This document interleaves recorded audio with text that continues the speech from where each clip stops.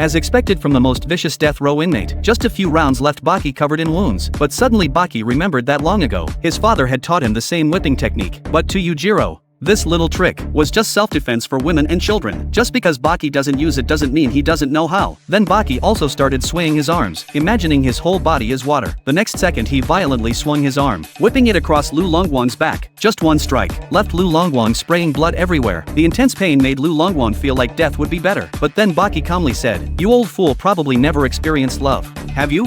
While Lu Longwang was stunned, Baki started swaying his body again, unleashing his power. A series of hand whips struck Lu Longwang's body. Now Lu Longwang was completely finished, but just as Baki was about to break Lu Longwang's arm, something unexpected happened.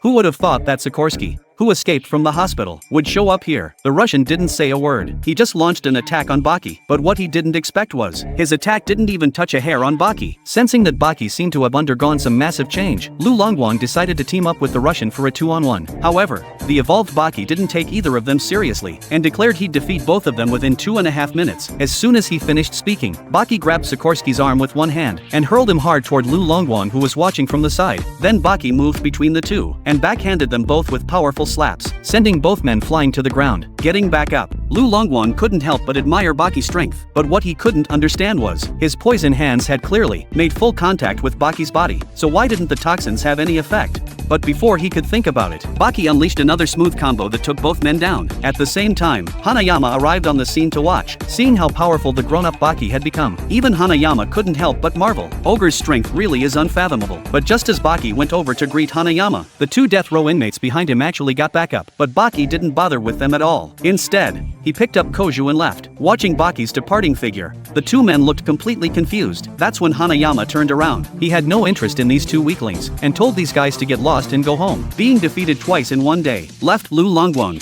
who lived by martial arts, feeling utterly humiliated.